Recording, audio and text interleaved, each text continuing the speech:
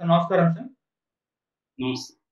Sir వైసీపీలో టీడీపీకి సంబంధించిన కోవట్లున్నారు. వాళ్ళని జగన్మోహన్ రెడ్డి గారు పట్టుకున్నారు అని చెప్పేసి వార్తలైతే వినిపిస్తున్నాయి సార్. మరి నిజంగా టీడీపీ కోవట్లు వైసీపీలో ఉన్నారా? మరి వాళ్ళని జగన్మోహన్ రెడ్డి గారు ఏ విధంగా పట్టుకున్నారు? మరి ఇప్పుడు ఏం చేయబోతున్నారు? మరి వీటిని ఎలా హ్యాండిల్ చేస్తారు సార్ ఆయన? ఇప్పుడు జగన్ మీద బాగా చర్చ జరుగుతుంది. జగన్ పని విధానం మీద. ఎందుకంటే ఇంత దారుణంగా ఓడిపోతారని ఎవరు ఊహించలేదు. దీనికి ప్రధాన కారణం జగన్ పని విధానమే.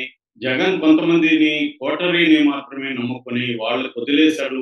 ప్రజలతో గాని, లేకపోతే ప్రజా ప్రతినిధులతో గాని సంబంధాల్ని అతను కంటిన్యూ చేయలేదు. ఎందుకంటే ప్రతిపక్షంలో ఉన్నప్పుడు జగన్ నిరంతరం ప్రజలతో ఉండేవాడు, కార్యకర్తలతో ఉండేవాడు, ప్రజా ప్రతినిధులతో ఉండేవాడు. అధికారం రాగానే కొంతమంది కోటరీని ఏర్పాటు చేసుకున్నాడు. ఆ కోటరీ ద్వారా మాత్రమే అతను ఎవరితో అయినా కమ్యూనికేట్ చేసేవాడు. మీడియాతో మాట్లాడేవాడు కాదు. ప్రజలతో కలిసేవాడు కాదు. ఎమ్మెల్యేలు, ఎంపీలకు కూడా అపాయింట్మెంట్ ఉండేవి కాదు. ఏమున్నా నలుగురు కోటరీలో ఉండే వాళ్ళే చూసుకునేవాళ్ళు.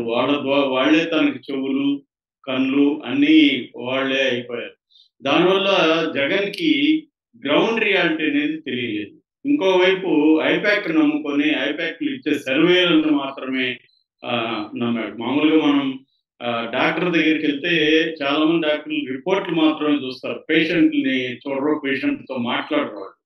సో, రిపోర్ట్‌లు చూసి వైద్యం చేస్తుంటారు. అలాగే జగన్ కూడా ఏమైపోయాడు, ఈ రిపోర్ట్‌లు చూడడం, అదే నిజమని నమ్మడం, నిర్ణయాలు తీసుకోవడం అనేది జరిగింది తప్ప, ప్రజలతో మమేకమయ్యి, కార్యకర్తలతో కలిసి, ప్రజా ప్రతినిధుల అభిప్రాయాలు తెలుసుకొని, ఆ నిర్ణయాలు తీసుకోవడం, నిర్ణయాలలో కూడా వాళ్ళని భాగస్వామ్యం చేయడం, ఇవన్నీ జగన్ చేయలేదు.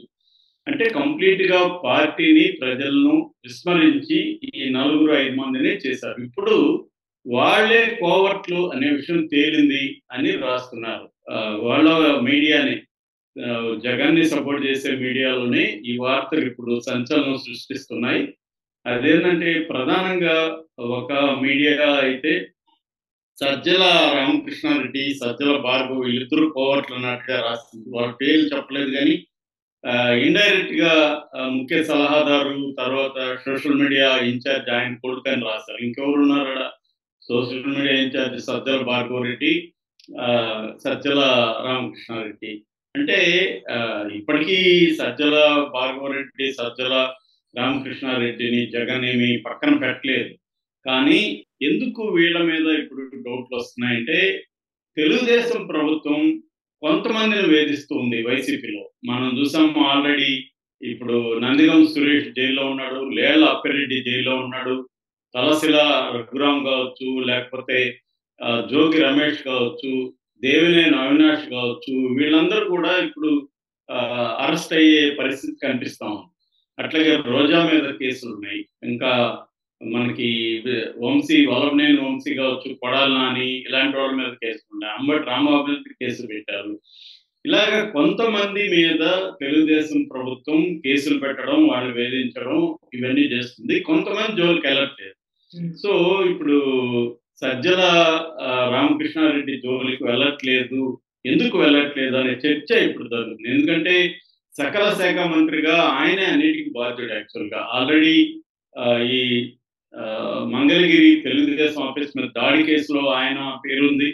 అట్లాగే కాదంబరి జత్వానికి సంబంధించి ఆమెను ఇక్కడికి తీసుకొచ్చి టార్చర్ చేయించింది పోలీస్ ఆఫీసర్లని గైడ్ చేసిందంతా కూడా సజ్జల అనే పేరు వచ్చింది. దాంతో సజ్జల వర్ల రామయ్య మీద, ఈనాడు మీద 100 కోట్లకి పరువు నష్టం దావా వేస్తానని లీగల్ నోటీస్ కూడా పంపించారు. ఆ తర్వాత సజ్జల పేరు ఏమీ లేదు. సజ్జలను అరెస్ట్ చేస్తారన్నారు. సజ్జల భార్గవరెడ్డి అజ్ఞాతంలోకి వెళ్ళిపోయాడు. అతన్ని కూడా పట్టుకుంటారన్నాడు. ఆల్రెడీ ఏమో సోషల్ మీడియాకి సంబంధించిన నాగార్జున యాదవ్‌ని కావచ్చు, ఇంటూరి రవికిరణ్ లాంటి వాళ్ళని అరెస్ట్ చేశారు తప్ప భార్గవరెడ్డికి వైపుకి వెళ్ళలేదు. అంటే ఓవరాల్‌గా మనకి 2 రకాలుగా కనబడుతుంది. ఒకటేమో తెలుగుదేశంలో ఉండే కేడర్ కావచ్చు, తెలుగుదేశంలో ఉండే నాయకులు కావచ్చు, చంద్రబాబు మీద అసంతృప్తి వ్యక్తం చేస్తున్నారు. అంటే చంద్రబాబు వైసీపీ నాయకుల మీద రివెంజ్ తీర్చుకోవట్లేదు, వాళ్ళని ఇబ్బంది పెట్టట్లేదు, వాళ్ళు విచ్చలవిడిగా తిరుగుతున్నారు. రోజా లాంటోళ్ళు చాలా దారుణంగా మళ్ళీ మాట్లాడడం మొదలుపెట్టారు. పేరుకి వాళ్ళ కేసులు పెట్టారు కానీ వాళ్ళ మీద ఏ రకమైన చర్య తీసుకోవట్లేదు. ఫర్ ఎగ్జాంపుల్ పెద్దిరెడ్డి ఎంత ఘోరాలు చేశాడో అందరికి తెలుసు. అయినా కూడా పెద్దిరెడ్డి జోలికి చంద్రబాబు ఇప్పటివరకు వెళ్ళలేదు. మరి ఎందుకు వెళ్ళలేదు? వీళ్ళందరూ ఒకప్పుడు చంద్రబాబుకి ఏమన్నా కోవర్ట్లుగా పనిచేశారా? అందుకే చంద్రబాబు వెళ్ళట్లేదా అనేది వైసీపీ క్యాంప్‌లో ఉంది. తెలుగుదేశం క్యాంప్‌లో ఏమో చంద్రబాబు మీద అసంతృప్తి ఉంటే, వైసీపీ క్యాంప్‌లో ఏమో చంద్రబాబు ఎవరి మీద అయితే చర్యలు తీసుకోలేదో వాళ్ళందరూ తెలుగుదేశం కోవర్ట్లుగా వైసీపీలో ఎప్పటినుంచో పనిచేస్తున్నారు. వైసీపీ గుట్టుమట్లన్నీ కూడా తెలుగుదేశానికి ఎప్పటికప్పుడు చేరవేస్తున్నారు. అందుకని చంద్రబాబు వాళ్ళ జోలికి ఇప్పుడు వెళ్ళట్లేదు. లేకపోతే ఇప్పుడు వాళ్ళు ఇంపార్టెంట్ కదా! వాళ్ళ జోలికి ఎందుకు వెళ్ళట్లేదు అన్న డౌట్‌లయితే వస్తున్నాయి. సో, ఇది జగన్ దృష్టికి కూడా ఎళ్ళింది. జగన్ దీన్ని అర్థం చేసుకున్నాడు. వాళ్ళని ఎవరెవరు ఉన్నారనేది లిస్ట్ కూడా ప్రిపేర్ అయిపోయింది. వాళ్ళ మీద చర్యలు తీసుకునే అవకాశం లండన్ నుంచి వచ్చిన తర్వాత ఉంది అనే ఒక వాదన కూడా ఇప్పుడు వినిపిస్తుంది. మామూలుగా మనకు తెలుసు కోవర్ట్‌లనేది ప్రతి పార్టీలో ఇంకో పార్టీ ఏదో ఒక రకంగా తన కోవర్ట్‌లను పంపించడం అనేది జరుగుతుంది. ఎందుకంటే ఆ పార్టీలోకి వెళ్తే తన మనుషులు అక్కడ ఉంటే అక్కడ ఏమేమి జరుగుతుందనేది తెలుస్తది. మామూలుగా ఇది విప్లవకారుల నుంచి కోవర్ట్ అనే పదం పుట్టింది. అంటే విప్లవ సంఘాలు కావచ్చు, పొలిటికల్ పార్టీలు కావచ్చు, ఆ పార్టీలోకి పోలీసులు ఇన్ఫార్మెంట్స్‌ని, పోలీస్ వాళ్ళ మనుషుల్ని పంపించడం, వాళ్ళక్కడ కోవర్ట్‌లుగా మార్పిచ్చేసి, అదను చూసి వాళ్ళే కూడా ఒక్కొక్కసారి దళాల్ని కాల్చేసేవాళ్ళు, లేదా వాళ్ళు పట్టించేవాళ్ళు. రీసెంట్‌గానే రాధా అనే ఒక అమ్మాయిని చంపేశారు. ఆమె పోలీసులు కోవర్ట్‌గా పనిచేసిందని గణేష్ అనే ఆయన ఏఓబీ జోనల్ కమిటీ సెక్రటరీ ఆయన ప్రకటించారు. ఇలాగా ఒకప్పుడు విప్లవకారులు లోపల పోలీస్ కోవర్ట్‌లని పంపించడం అనేది జరిగేది. ఫిలిప్పైన్స్ పార్టీలో అయితే కమ్యూనిస్ట్ పార్టీలో టాప్ లెవెల్‌కి కూడా కేంద్ర కమిటీ స్థాయికి కూడా కోవర్ట్ వెళ్ళిపోయాడు. మనకి కమల్ హాసన్ సినిమా 'ద్రోహి'లో కూడా ఈ డీటెయిల్స్ అంతా చూపిస్తారు. కోవర్ట్‌లు ఎలాగా పనిచేస్తూ ఉంటారు. అలాగా తర్వాత ఏమైంది పొలిటికల్ పార్టీలు కూడా ఒక పార్టీ ఇంకొక పార్టీలోకి తన కోవర్ట్‌లను పంపించడం. కోవర్ట్‌ల ద్వారా అక్కడున్న ఇన్ఫర్మేషన్, అక్కడ వ్యూహాల్ని ఏమేమి వ్యూహాలు అడుగుతున్నారు, వీళ్ళ ఫ్యూచర్ ప్లాన్స్ ఏంటి, ఇవన్నీ తెలుసుకొని దానికి కౌంటర్‌గా వీళ్ళు స్ట్రాటజీని రూపొందించుకోవడం ఇలాగే చేస్తుంటారు. మామూలుగా చంద్రబాబు అది ఓపెన్‌గానే చేశాడు. బీజేపీకి నలుగురిని పంపించాడు. దాని ద్వారా అక్కడ లాబింగ్ చేసుకున్నాడు. కాంగ్రెస్‌లో కూడా తన మనుషులున్నాడు. ఈవెన్ రేవంత్ రెడ్డిని కూడా చంద్రబాబే పంపించాడని చెప్తారు. కాంగ్రెస్‌లోకి వీళ్ళు ఇక్కడ తెలుగుదేశం ఇక్కడ ఇంక లేదు కాబట్టని. సో, సీతక్క, రేవంత్ రెడ్డి లాంటోళ్ళని చంద్రబాబే పంపించాడని.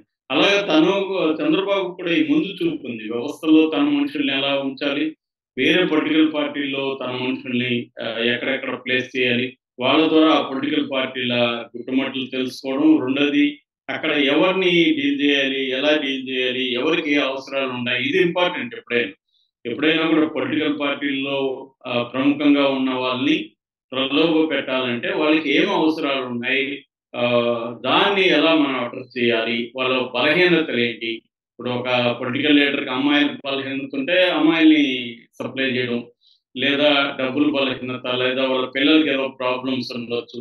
ఇలాంటివంతా అర్థం చేసుకొని దాన్ని ఎలా డీల్ చేయాలి. ఎందుకంటే ఇప్పుడు ఎవరినైనా కొనాలన్నా డైరెక్ట్‌గా పోయి రేట్ మాట్లాడలేరు. త్రూ ప్రాపర్ ఛానల్ నమ్మకస్తుల ద్వారానే వెళ్ళాలి. ఎందుకంటే వాళ్ళకి కూడా భయం ఉంటది. ఇదేమన్నా లీక్ అవుతుందేమో. అందుకని నమ్మకస్తుల ద్వారానే వాళ్ళు ఓపెన్ అవుతారు. సో, ఇలాగా ప్రతి పార్టీ ఇంకో పార్టీలకు కోవర్ట్‌లను పంపించుండొచ్చు. అలాగే ఇప్పుడు చంద్రబాబు కొంతమంది కోవర్ట్‌లను పంపించాడు. వాళ్ళు జగన్ దగ్గరికెళ్ళిపోయి జగన్ చుట్టూ కోటరీగా మారిపోయారు. వీళ్ళ వల్లే ఇప్పుడు నష్టం జరిగింది. ఇప్పటికైనా జగన్ మేలుకోవాలి అన్న ఒక ఆహ్, దాన్ని ఆవేదన అనొచ్చు, కోపం అనొచ్చు, బాధ అనొచ్చు వైసీపీ శ్రేణుల్లోనే కనిపిస్తూ ఉంది. మరి జగన్ ఏం చేయబోతున్నాడు అనేది మనం చూడాలి. Okay sir. Thank you so much sir.